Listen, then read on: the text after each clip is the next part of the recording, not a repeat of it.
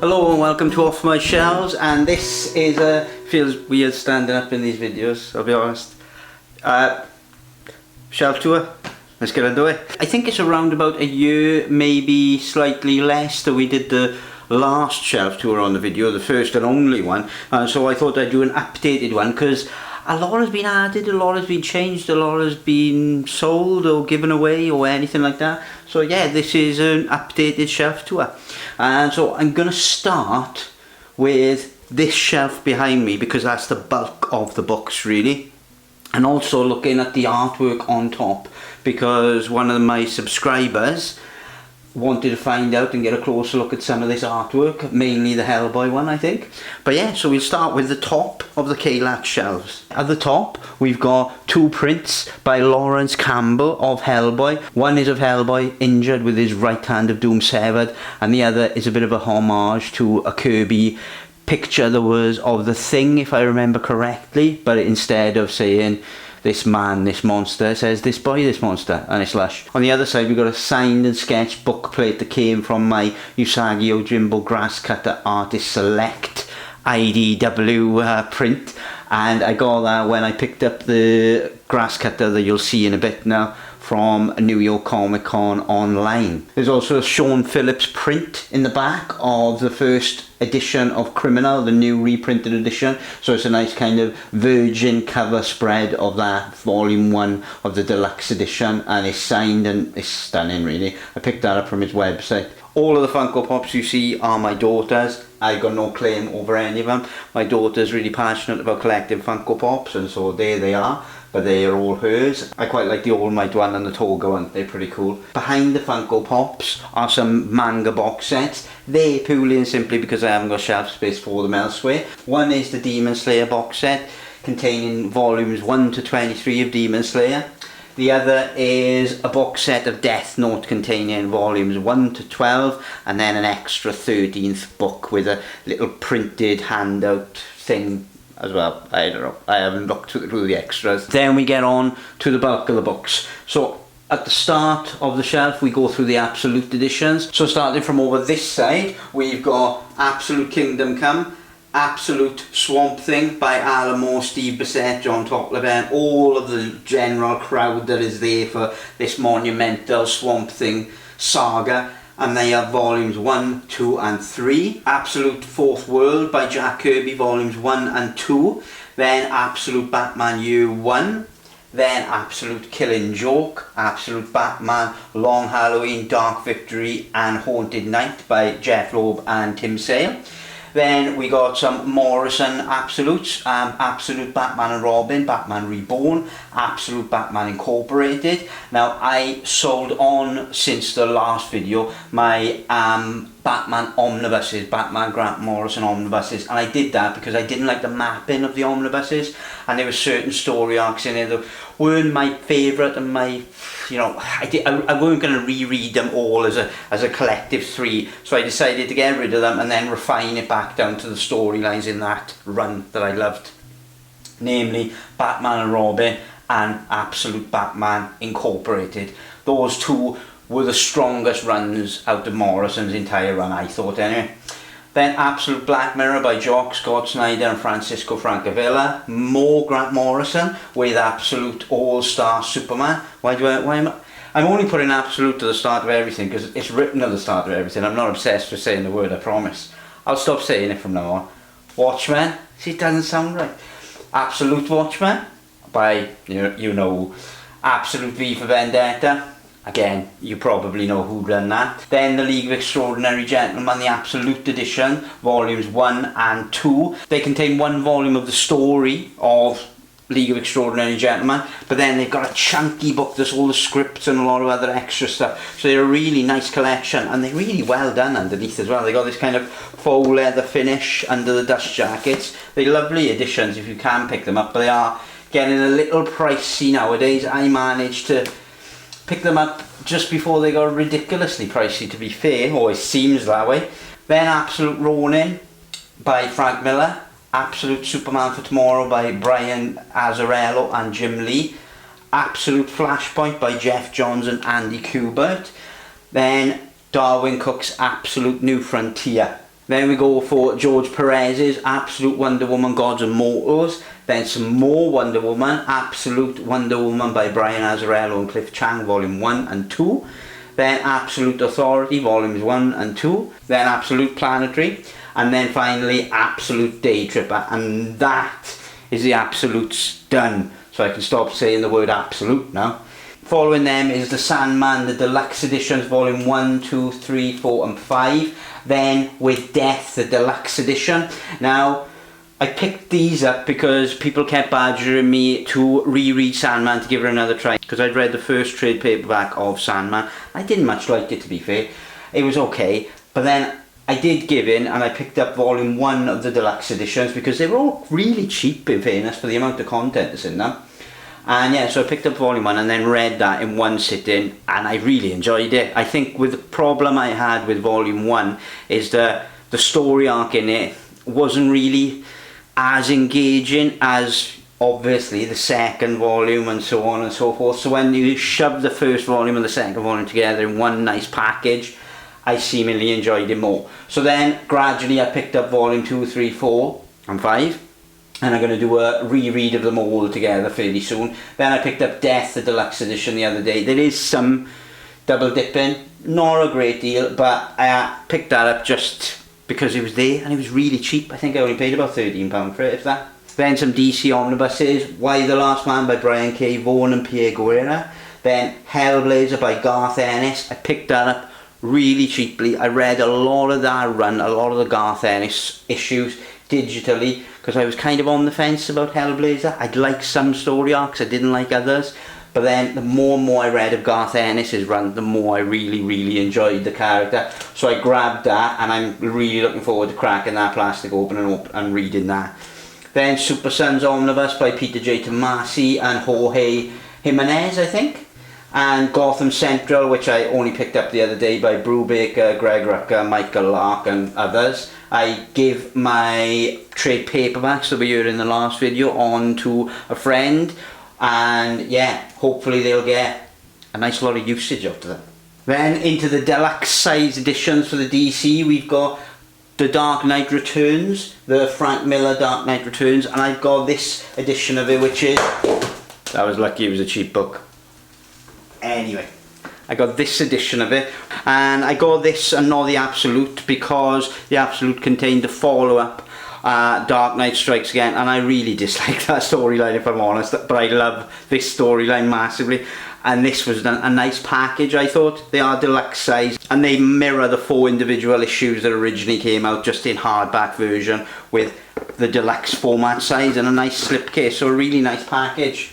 There we go, Batman by Brian Azzarello and Eduardo Russo, Batman Gothic by Grant Morrison and Klaus Janson, then the 4 deluxe editions of the Detective Comics run by James Tynion IV. There we go, Batman Ego by Darwin Cook, Batman Year 100 and Other Tales by Paul Pope, Dark Knight's Metal, Dark Knight's Death Metal by Scott Snyder and Greg Capullo, then Wonder Woman Rebirth, the deluxe editions volume 1 and 2 by Greg Rucka, then to finish this shelf out, Wonder Woman Dead Earth by Daniel Warren Johnson.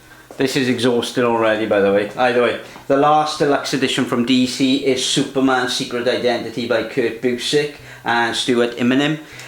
And then we get on to the standard size hardbacks from DC. So you got Mr. Miracle by Tom King, Last God by Philip Kennedy Johnson, The Batman Who Laughs by Scott Snyder and Jock. Then Batman 1 to 10 of the Greg Capullo Scott Snyder run. I haven't upgraded and I'm still not going to upgrade because, much the same as I said in the last video, I know the omnibuses are out there, I know there's better formats, larger formats, all singing, all dancing formats, but I got such sentimental value attached to a lot of these editions because they were gifted to me and other things like that. They just stay here. They are just stay here. At least the first half of the run is anyway. But yeah, then Preacher volumes 1, 2, 3, 4, 5 and 6 in standard size hardcover. I would have upgraded to the Absolute, but the cost of them is a bit much and space was getting a bit tight, and so I got those instead.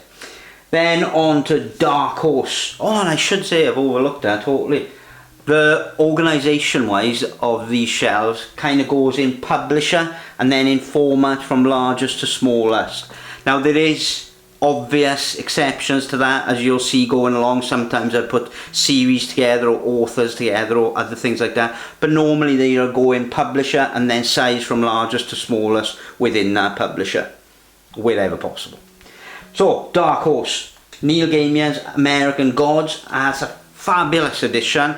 Such a shame about that one misprinted page, and the binding is a little off, only a little off in the gluing in some areas, but it's still a very well put together book. If you are out there waiting for this book, I'd wait for a reprint, because there are slight build issues with it. I wouldn't pay excess amounts of money for an out of print edition now. Just wait until they eventually reprint it, which I'm sure they will, because they won't want to keep a defective version being the only version out there forever, so it will come at some point, I think. But yeah, then Neil Gaiman's library editions, volumes 1, 2 and 3. Then The Umbrella Academy, volume 1, 2 and 3, by obviously Gerard Way and Gabriel Barr. Then You Look Like Death, which is a follow-on and offshoot, a prequel, if you will, of The Umbrella Academy, done by Gerard Way and INJ Culbard, I think. Then Hellboy, the library editions, volumes 1 to 6, and then Hellboy in Hell. Volumes 1 and 2 of the Fear Agent library editions by Rick Remender and Jerome Pena and Terry Moore, or Tony Moore. Terry Moore? Tony Moore. It's gone out of my head. Tony Moore we'll go for. Ether by Matt Kint and David Rubin. Then Big Damn Sin City by Frank Miller. I know there are deluxe editions out there, they're beautiful, they're stunning, but the cost of all of those put together, all 6 or 7 volumes, and the space it'll take up, I'm staying with my Big Damn Sin City. I like the fact that it's a good workout, keeps me fit, keeps my arms really strong, so it's fine and it's staying. Harrow County, the library editions, volumes 1, 2, 3 and 4 by Callum Bunn and Tyler Crook. Then a Black Hammer collection. So we got volumes 1 and 2 of the main Black Hammer series, and then a collection of the offshoots, the spin-offs, which they call the World of Black Hammer, and we've got volumes 1, 2 and 3 of that. Then House of Penance by Peter J. Tomasi and Ian Bertram. Then Lady Killer by Joelle Jones. Then we go into the deluxe size hardbacks for Dark Horse. So we start with 3 volumes of Black Sad by Diaz Canales. I think it's Diaz Canales. I'm terrible at pronouncing names that are not my own, so there you go. Then Green River Killer by Jeff Jensen and Jonathan Case. Then Dear Creature by Jonathan Case and New Deal by Jonathan Case. Then a little collection of Beasts of Burden by Evan Dawkin and initially Jill Thompson, but then Benjamin Dewey does jump in as well. And so you got volumes 1, 2, 3 and 4 of them. Even though they're not called volumes, they haven't got volume titles, they've got names: Animal Rights, Neighbourhood Watch, Wise Dogs and Eldritch Men and Occupied Territory. Then Young Hellboy, The Hidden Land, is a standard size hardback. And so after Young Hellboy, which is written by Mike Mignola, is BPRD 1946 to 48. And again, take it as a given that most of these are written by Mike Mignola. Hellboy and the BPRD 1952 to 54. Then Hellboy, The Secret Histories. And then we've got 2 smaller Hellboy books, which are by Mike Mignola and Duncan Fredrego, The Midnight Circus and Into the Silent Sea. Then 2 Witchfinder omnibuses, volumes 1 and 2 of Witchfinder. Then we go on to The Black Beetle by Francisco Francavilla, and we got volume 1 of that, still to have a volume 2, because this second one called the Cara Boek, I think, is not necessarily a volume 2, it's a one-shot, a hardcover one-shot really. Then Dead Dog's Bite, then Paul J. Bolger's Hound, which I recently read, and the story was solid, the art was stellar. Then we get on to the slightly smaller than standard hardcovers by Dark Horse, only briefly though before we jump back in height for reasons I'll explain in 1 second. So you got Two Brothers by Fabio Moon and Gabriel Barr. This is a really good story. It's based on Milton Houghton, I think that's how you pronounce it. It's like a story that's set in South America, and it's about love, hate, revenge, and it's all revolving around a family that essentially have 2 sons that just can't get on no matter what. And it's a really interesting book. It's really well drawn, really well paced. It's very different from a lot of comics out there, but it is reminiscent of the same kind of, I don't know, the same kind of ethos as day tripper in terms of it's exploring these people and exploring their lives and their decisions. But it's really good. Then The Creep by Jonathan Case and John Arcudi, which is a very good book, I thought. A very, very good book. It's kind of hard to get now, but it starts off with a suicide and then a woman trying to find out why her son committed suicide, so she hires a private detective who has various ailments which I won't go into, but either way he kind of starts investigating this suicide. And it's a great kind of detective, new neo-noirish type book, which is drawn brilliantly and written exceptionally, I think. Then Dark Horse, Book of the Dead, and then 47 Ronin by Stan Sakai and Michael Richardson. Then I've got my custom bound Usagi Yojimbo Volume 1, and that's up here because of shelf space, really. But either way, that is the start of the Usagi Yojimbo books. So why I put the Usagi Yojimbo books slightly separate to the rest of them is just because they fit in here, because they kept not fitting in cubes right, and so this is the only way I could do it. So again, this is the exception to the size publisher thing that I said earlier, but also as well it's an exception for the publisher rule because I put in Fantagraphics, the Usagi Yojimbo Fantagraphics run, just because it fitted better here and I wanted it in chronological order, so I abandoned the system for Usagi Yojimbo. If you're going to abandon it for anyone, then abandon it for Usagi, you know. So yeah, so what we've got is we've got my custom bound Usagi Yojimbo Saga Volume 1, which I had done because I couldn't find Volume 1 in hardcover anyway, so I custom bound a trade paperback. I've got a trade paperback still of Legends, which is a Usagi Yojimbo collection of non-canonical, you know, offshoot stories about yokai and about space Usagi and things like that. That's really good. But then you get into the canonical story arcs, which start with the Fantagraphics box set, or as it's called, the special edition, and that comes in a slipcase. I think the last time I did this video, I had the original printing of this. Now this is actually the third version of this collection that I bought, because originally I had the paperback version which looked exactly like this but was paperback.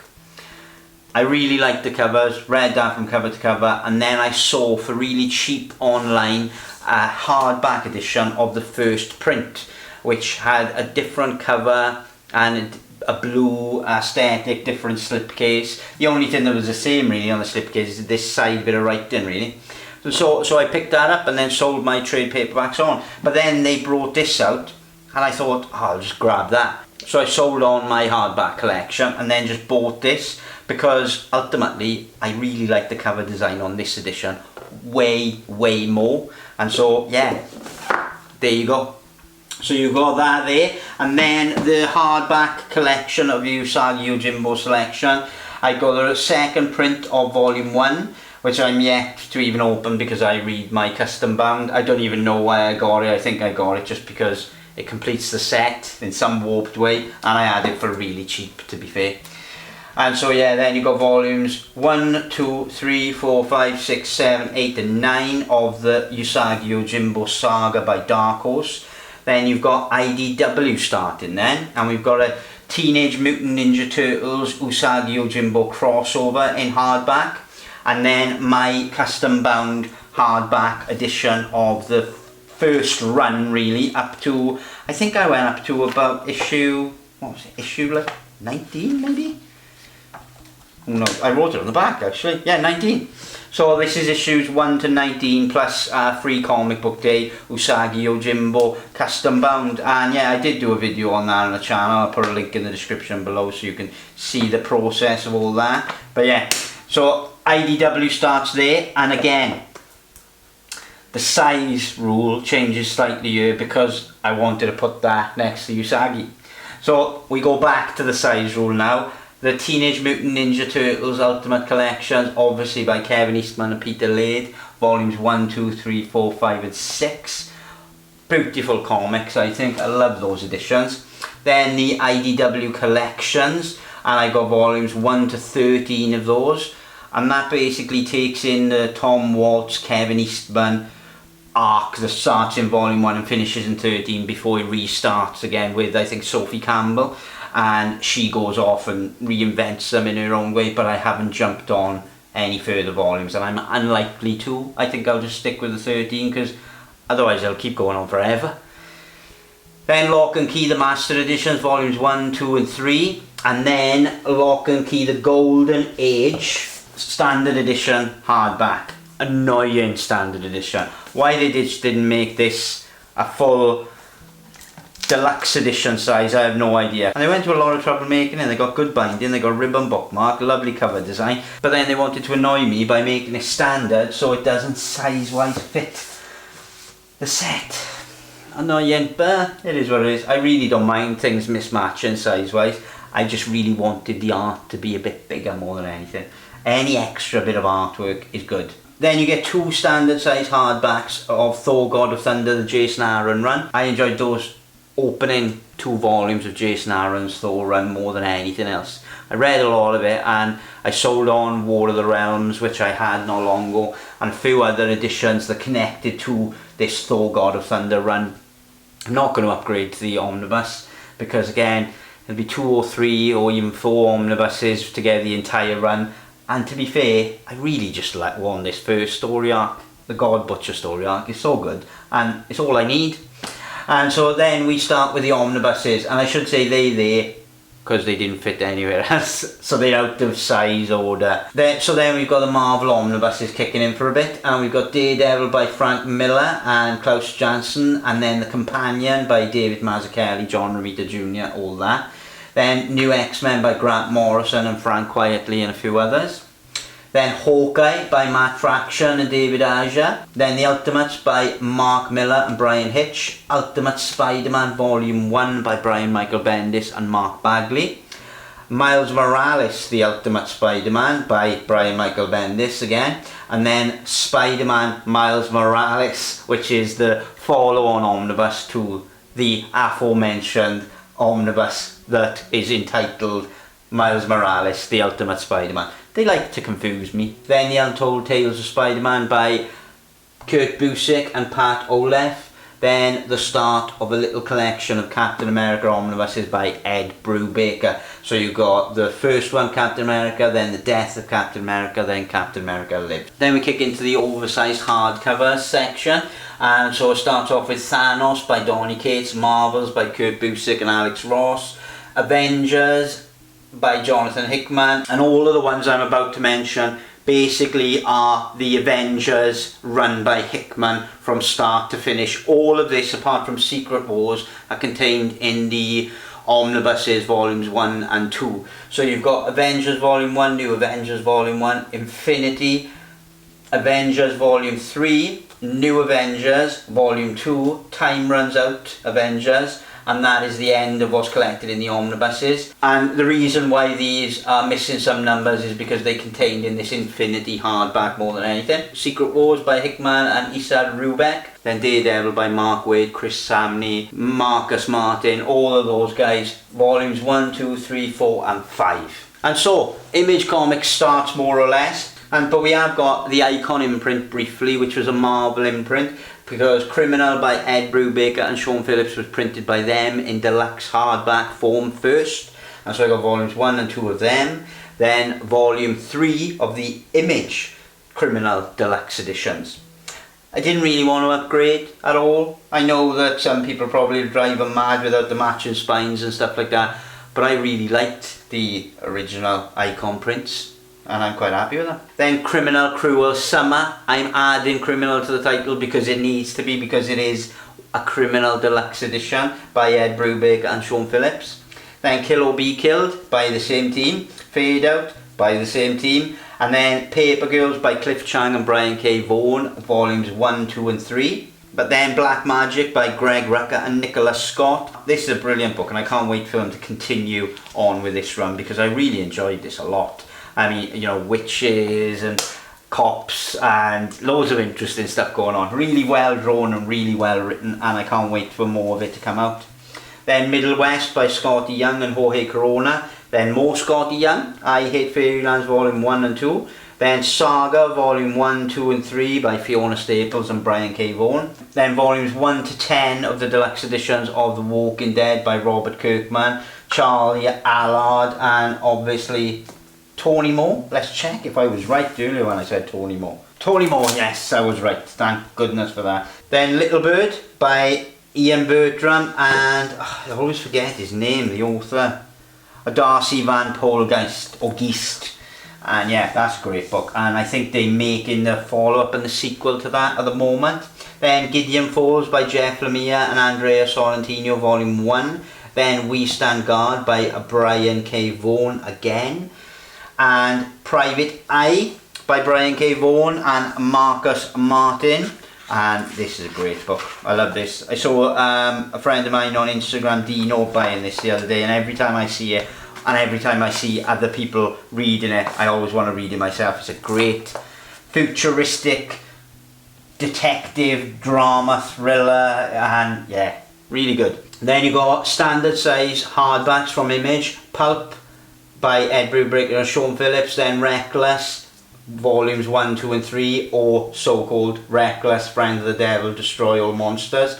I got the fourth one that has just come in, and yeah, and they are great little detective thrillers, and yeah, I should show off as well, because Destroy All Monsters, I actually had a different version on my shelf for ages, and then I got Sean Phillips to sketch an edition, which I love. Then some trade paperbacks for Image, Extremity, Volume 1 and 2, Artist and Warrior by Daniel Warren Johnson. Then Volumes 1, 2, 3, 4 and 5 of Ed Brubaker and Sean Phillips' Fatale series. Then again, slightly out of order, just because they flowed in continuity more than anything. Stray Bullets, the deluxe hardback editions, volumes 1, 2 and 3, and then the trade paperbacks, volumes 4, 5 and 6. Then we move into first, second, and we got the wonderful kind of European album size Castle in the Stars hardback collections, book 1, 2, 4, and they are by Alex Alice, and I really enjoyed them. I can't wait to jump back into them actually. Or I have a fifth one. Then Something is Killing the Children, the deluxe edition by Boom Studios. Then the Eternaut starts off the Fantagraphics collection. And so the Eternaut by Osterhaus, I think, or Osterheld, I can't remember his bloody name now. Osterheld, yeah, and Lopez. Fabulous book. I love that. It's a real 1950s style sci-fi, but does things that you never quite expecting. It lulls you in, quite wordy, quite normal, and then all of a sudden it changes and the action picks up and the storyline goes places that you don't quite expect. Really well done. Exceptionally well drawn as well. Then Streets of Paris, Streets of Murder by Tardy and Manchette. Now this is obviously the slipcase version, collecting the 2 volumes, and yeah, nice black and white crime noir set in France for the most part, in Europe really, and yeah, really well done. And I gotta get more Tardy books, to be fair. Anyway, Mortcinder by Osterheld and Alberto Brezia. Then David B, The Armed Garden and Other Stories. I loved David B's artwork in Epileptic and a few other stories, and when I managed to pick this up as an ex-library copy, I jumped on it because it was so hard to get. But this came all the way from Las Vegas, Clark County Library. Yeah, and I'm well happy with that. Then Emil Ferris's My Favourite Thing is Monsters, which is a soft cover. Then Safe Area Garanzi by Joe Sacco. Then I Killed Adolf Hitler by Jason, and Castle Waiting by Linda Medley. I forgot her name. And I got to pick up the second volume of that at some point as well. Then Jodorowsky and Mobius's Incal, the deluxe edition. So this starts off a brief, very brief humanoid section, which contains an anthology called First Degree, which is a crime anthology. Then The History of Science Fiction by Xavier Dorlo. And yeah, this is a really good book if you get a chance to pick it up. It's great if you like the history behind, you know, popular culture and science fiction and all that's great. Then Rachel Rising by Terry Moore, the Omnibus, and Serial, the Omnibus by Terry Moore. Then you got Jason Lutz, or Lutez, I can never know how to pronounce it. But that's Berlin, the hardback version of that, and that's drawn and quarterly, I think. Then you start off with a smallish Jonathan Cape section. Brian Talbot's Granville, the complete collection. Alice in Sunderland by Brian Talbot. The Tale of One Bad Rat by Brian Talbot as well. Then The Encyclopedia of Early Earth by Isabel Greenberg. Then Patience and Wilson by Daniel Clowes. Joe Sacco's Pay in the Land and Footnotes in Gaza. Then we've got more of David B, Epileptic. And then Ruto Modan's The Property. Then we've got Did You Hear What Eddie Gein Done by Harold Schechter and Eric Powell. Before we jump into Guy Deli's Pyongyang, and that is a great little book, that is. I've got to pick up more of his stuff. I definitely got to grab some more of this. Then Universe by Albert Montes and Skyward. Now Skyward is there out of order because I'm going to be selling that soon enough because I just didn't want to reread it. And so we're done with the K-Lac shelves now, so we're on to my newest little addition to my living room, my little Billy shelf, a thin Billy from Ikea. And this is the start of the manga. But there are still some Western and some other larger collected editions on the bottom shelf here. I've got the Grasscutter Artist Select version of Usagi Yojimbo.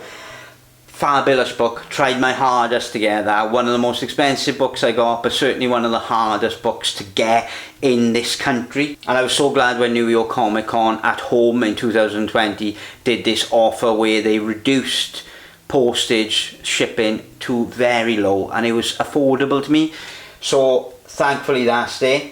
Next to it is Parker, the Martini edition, volume 1 and volume 2, which just came out. But then you've got the X-Men God Loves Man Kills, the gallery edition.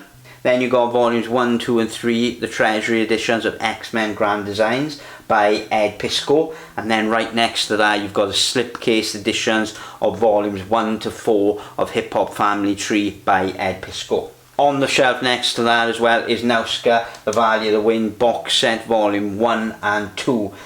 And this is where we'll start the manga. And so right up on top of this shelf I've got the Akira box set and my Legend of Zelda box set. I've taken the books out of there and put them on the shelves just because I wanted them out. I didn't like the idea of having these books tucked away in a box that I only open when I read. I wanted them on the shelves because they got a pretty design, they got a lovely aesthetic, get them out on the shelf. So at the start on the top of this shelf is volumes 1 to 16 of Fullmetal Alchemist by Hiromu Arakawa. And she is an amazingly talented artist and storyteller, and these Full Metal editions, these hardback editions, are stunning books. 2 more to go, 17 and 18, and then I'm going to do a reread. I've read up to volume 1 to 15, and when those last 2 come out I can't wait to just have the full story from start to finish. Then Monster by Naoki Urasawa, the perfect editions. Now I'm always being told off about this because I always get it wrong. What are they? Perfect editions, yes. So the perfect editions, volumes 1 to 9 of Monster. Then the perfect editions of 20th Century Boy, again by Naoki Urasawa, volumes 1 to 11, with at the end 21st Century Boys by Naoki Urasawa. Weirdly, they definitely should rename this because it's so confusing that this is the actual end of the story. You know, you've got 20th Century Boys volumes 1 to 11. This is essentially volume 12, but it's 21st Century Boys. But it is essential to the storyline. So if you are picking up these books, make sure you pick up 21st Century Boy as well. Then Pluto by Naoki Urasawa, and they are volumes 1 to 8, and these are the start. I tried to put all the Viz signature editions together because again, size wise they're a little bigger than your normal tankobon manga, and yeah, I've tried to collect them all together as much as possible and tried to shove authors together as well. And then so you've got Asadora then by Naoki Urasawa's volumes 1, 2, 3 and 4. Then Sunny by Taiyo Matsumoto and volumes 1 to 6. Then Number 5 by Taiyo Matsumura, volumes 1, 2 and 3. 2 and 3 being on the shelf below. Then Cats of the Louvre by Taiyo Matsumoto. There, Ping Pong volume 1 and 2. And then Tech on Kincrete. That's the Taiyo Matsumoto collection all done, and they're some of my favourite books. The effort I had to put in to get Tech on Kincrete was just insane. I mean, the amount of effort I had to get this all in one edition was ridiculous. It's so overpriced at the moment. Some manga, the only advice I would ever give you if you can't find out to print hard to find manga, is to just be patient, because honestly, deals come up, but you never know when they're going to come up, you never know how long you're going to have to wait, all that type of thing. Prime example is Fire Punch. Now Fire Punch is a series by the same author that does Chainsaw Man, Tatsuki Fujimoto, and he does great stories, I think, great artwork, great stories, and Fire Punch is certainly one that I wanted to jump into, and I jumped into, and then I struggled finding volume 8. I couldn't find volume 8 anyway. All the rest of them I found fairly okay. I had to pay over cover price for volumes 1 and 2, which I regret. I regret paying over cover price for anything, but I do regret paying over cover price for them, because then they pop back up, because they do still print them. There are still stock popping up left, right and centre. You just got to be patient, like I say. And volume 8 is a perfect example, as I came so close to buying this for a ridiculous amount of money, the end of the story, because I just wanted to finish the story. And I just held myself back because I was so annoyed by paying over cover for volume 1 and 2 that I thought, no, I'm not going to break my one rule again, because I've broken it a few times over the last year, and that my one rule is don't pay over cover price for any book, ever. And so I didn't want to break that rule again. So I held out and held out and held out, and then I managed to get this for £2.50, and it is brand new, and I was super happy with that. So yeah, you can find the deals, you just have to be patient. So Fire Punch volumes 1 to 8, great series, and there'll be more by Fujimoto in a second. So now we've got a slightly awkward shelf. Now, it's still a great shelf, but it's made slightly awkward by me placing the K-Lac shelves here. Either way, it's a great shelf, great for manga. Right up at the top we got Mermaid Saga by Rumiko Takahashi, volumes 1 and 2, and then we've got volumes 1 to 13 missing volume 6, annoying beyond belief, and of Hell's Paradise. Now Hell's Paradise is a great series, really off the wall, really mad, really strange, but really interesting as well. And I started reading it, and I picked up volume 1 online, read that, loved it. I thought, right, I'll go out and get physical versions. Couldn't find physical versions of volume 1 for ages, but I found volumes 2, 3, 4, 5, 6, 7, 8, 9, 10, 11, 12, 13 fairly easily. But then volume 1 was being annoying, and volume 6 is still being annoying. So I have read up to volume 5, but then I'm just waiting for 6. I probably will end up just reading it online, in all honesty. But either way, then we got Chainsaw Man by Fujimoto, volumes 1 to 10. There's only going to be 11 of this run, and then I think they rejigging, reinventing, restarting, however you want to put it. But that's a great series as well, Chainsaw Man. And much like Hell's Paradise, it's got this just totally off the wall, mad premise, which it's just great when you get into it. If you give yourself over to these mad stories, I think they give you a lot back. Then you got Jujutsu Kaisen volume 1 to 15. 15 coming down onto the second shelf here. But then you got volume 0 as well. And I did accidentally buy volume 2 twice. Happens sometimes. But yeah, that's a great series as well. And again, I'm most of the way into that, but I was waiting on getting the whole thing, because the annoying thing about a lot of these issues is because now these shorter series, like that's only going to be 18 volumes. When I've been buying them, I've been buying like the first couple of volumes, and then if I'm enjoying them, I'm just trying to get the whole run, because it's been so frustratingly annoying to have missing volumes. And so when they're there, I'm just going to grab them if I like the series and if I've got money at the time, obviously. Talking about annoying to get series, Viz Bigs volumes 1 to 12 of Vagabond by Takahiko Inoue. I think that's how you pronounce it. And what a selection of spines, first and foremost. Stunning. This series of books was one of the most hardest things to find. Volume 1, 2, 3 and 4 were super easy to get. Volume 6, 7, 8 and 9 were super easy to get. Then I struggled with volume 5, 10, 11 and 12. 10 then jumped back in stock. 11 and 12 I paid over cover price, and 5 I paid over cover price.